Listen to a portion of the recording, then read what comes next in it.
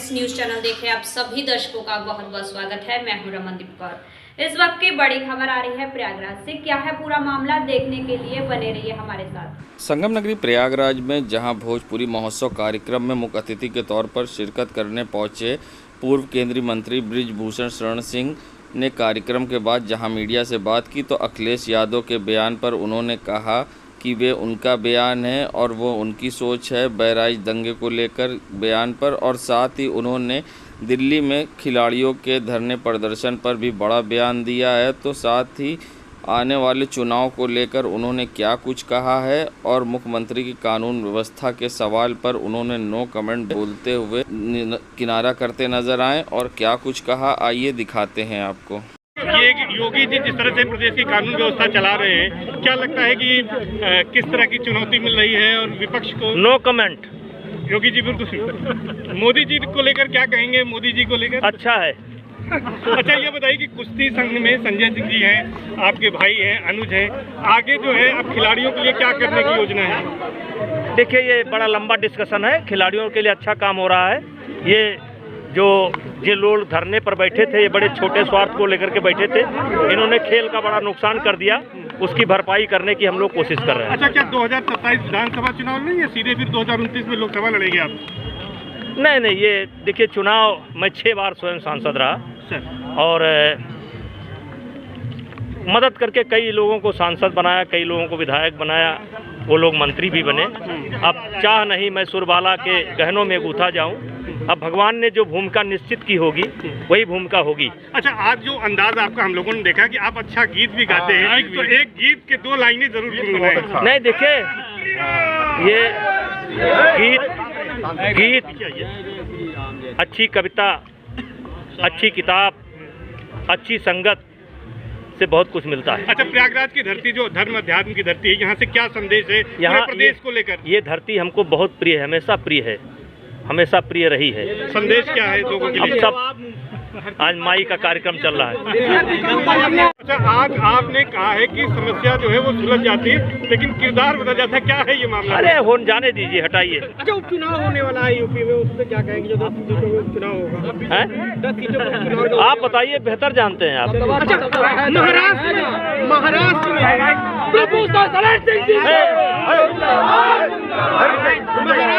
अबू आजमी ने बयान दिया है कि समाजवादी पार्टी 8 सीट वहाँ जीत जाएगी तो मुस्लिमों पे वहाँ कोई अत्याचार नहीं कर पाएगा। देखिए, अपनी अपनी सोच है और उनके बयान को मैंने ठीक से देखा नहीं है, पढ़ा नहीं है, तो मैं उससे कुछ बोल नहीं सकता। अच्छा, बहराइच की घटना को लेकर क्या कहेंगे, किस तरह की चिंता? दुर्भाग्य था, वो दुर्भाग्य था, संजोग था, दुर्भाग्य था और नहीं होना चाहिए। इनकाउंटर पे सपा ने कहा है कि अपनी नाकामी छिपाने के लिए इनकाउंटर हो रहा है। वो सपा ने कहा है ना। अच्छा, अगर आपके बारे में बात करें तो क्षेत्र की जनता आपको बहुत चाहती है। 2024 का चुनाव आप नहीं लड़े, आगे राजनीति में किस तरह की पारी रहेगी? जनता जो चाहती है वही है, वही जो राम रच राखा। बहुत बढ़िया। जय श्री राम। दीपावली पर जहां मिट्टी के दियों की डिमांड बढ़ जाती है, मगर इस बार कुम्हारों के दुकानों पर मिट्टी के दिए कम दिखाई दिए।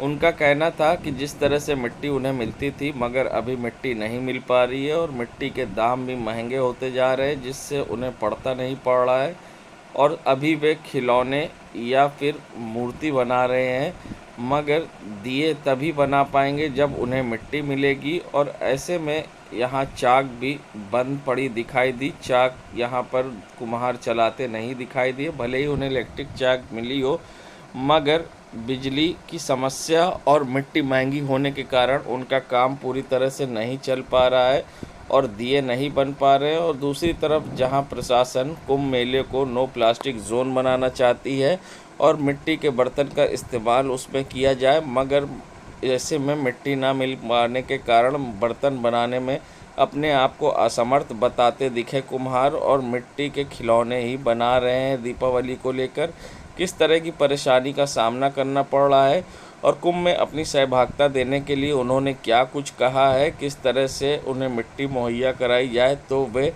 मिट्टी के बर्तन बना पाएंगे, आइए दिखाते हैं आपको क्या कुछ कहना है कुम्हारों का।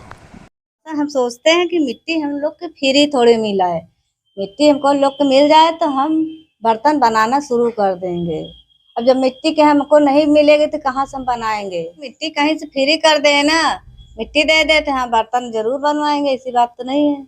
एक ही है, मिट्टी नहीं मिल पा रही कि एक ही कारण है, इसी वजह से सामान कोई बन नहीं पा रहा, इसीलिए चाक भी नहीं चल रही है। ये प्रशासन से कि मिट्टी हम लोग सारे कुम्हारों को मिट्टी फ्री में दिलवाइए, तो ज्यादा से ज्यादा जो है मिट्टी का सामान बन के आपके पास कुंभ मेले के लिए पहुँचे। तो मिट्टी तो कहाँ मिलती थी, पहले भी मोल मिलती थी, पहले जो जमुना जी बढ़ जाती थी उसमें से आ जाता था, खेत से जो मोल लेते थे 2500 हजार 2000, अब तो 4000 इकट्ठा कर दिए, वो भी 3-3 4-4 महीने बाद आती है। तो एक बार आती है, 2 महीने में खत्म हो जाती है, तो कैसे चलेगा काम। क्या मांग है अब आपकी? मांग यही है कि मिट्टी प्रशासन से यही कहना है कि मिट्टी को जो है फ्री करवाइए, मिट्टी ज्यादा तादाद में मिट्टी मिलेगी तो अपनी सहभागिता आप लोग महाकुंभ में देंगे? जी देंगे, जरूर देंगे, मिट्टी मिलेगी पूरी सहभागिता देंगे हम आपको। कायस्थ पाठशाला के मौजूदा अध्यक्ष और पूर्व पदाधिकारियों के बीच में लगातार चल रहे विवाद में आरोप प्रत्यारोप के दौर जारी है। ऐसे में अब वर्तमान अध्यक्ष सुशील सिन्हा ने एक और बयान जारी किया है और क्या आरोप लगाए हैं, क्या कुछ कहा है, आइए दिखाते हैं। ये इलीगल है और इस तरीके की जो है ये जो भी बैठक कर रहे हैं, कहाँ पे कर रहे हैं, उससे हमें कोई लेना देना। सबसे पहली चीज ये है 500 का फिगर होना चाहिए, वो 500 का फिगर ही नहीं है। ठीक है, जो इन्होंने एप्लीकेशन दी है उसमें 720 लोगों का जो है हस्ताक्षर करके दिया है, लेकिन उसमें से 307 हस्ताक्षर जो है फर्जी हैं। वो ऑलरेडी जो है हम भेज चुके हैं, AR के पास जो है जा चुका है। तो अब कहाँ से जो है वैधता आती है? क्या कार्रवाई करेंगे? दूसरी चीज जो है कुमार नारायण खुद जो है जिन्होंने ये नोटिस निकाली वो खुद ही जो है मेंबर नहीं है। तो जब मेंबर नहीं है तो फिर जो है कैसे हो सकता है? इसको लेकर क्या एक्शन कार्रवाई क्या करेंगे? इसके अगेंस्ट तो एक ही एक्शन होता है और वो है लीगल टीम से जो है पूरी राय लेने के बाद जो भी लीगल एक्शन होगा वो लिया जाएगा। अब छोड़ा नहीं जाएगा। अच्छा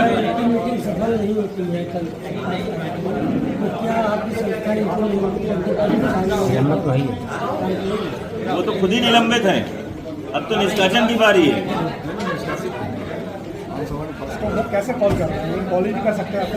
कायदे के हिसाब से नहीं कर सकते, लेकिन आप किसी को भी जो है रोक नहीं सकते। कोई भी आदमी जो है प्राइवेटली कोई भी।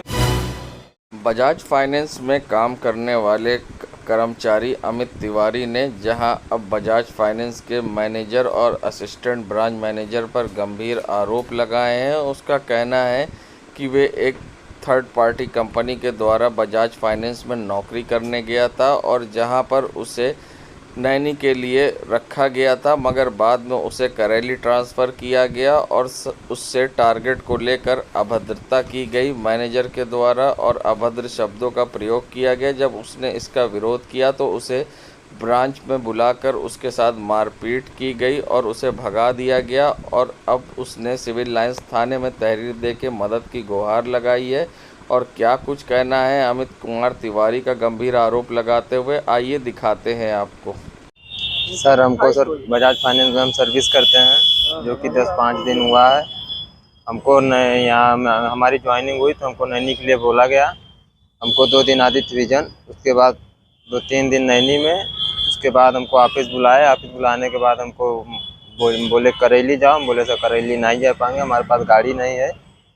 मतलब उनको सारी चीज़ परेशानी बताने के बावजूद उसके बाद हमको गंदी अश्लील गालियाँ थी। उसके बाद कमरे में उसको बाहर करके एक लात मतलब पैर से एक पैर मारा। उसके बाद हमको वहाँ से भगाया, कहे करेली जाना जाओ नहीं तो रिजाइन मार दो। कहाँ क्या किस पद पे आप? ये सर हमारी ज्वाइनिंग सर ये बजाज ये मॉल में जैसे आदमी फाइनेंस करता है कोई चीज़ ना, LED TV fridge washing machine, हाँ बस उसी पोस्ट पे नौकरी करते थे। क्या नाम है आपका? अमित कुमार तिवारी। कहाँ के रहने वाले? हम तो कोरांव के। देश दुनिया की खबरों के लिए world media times news channel को सब्सक्राइब करें।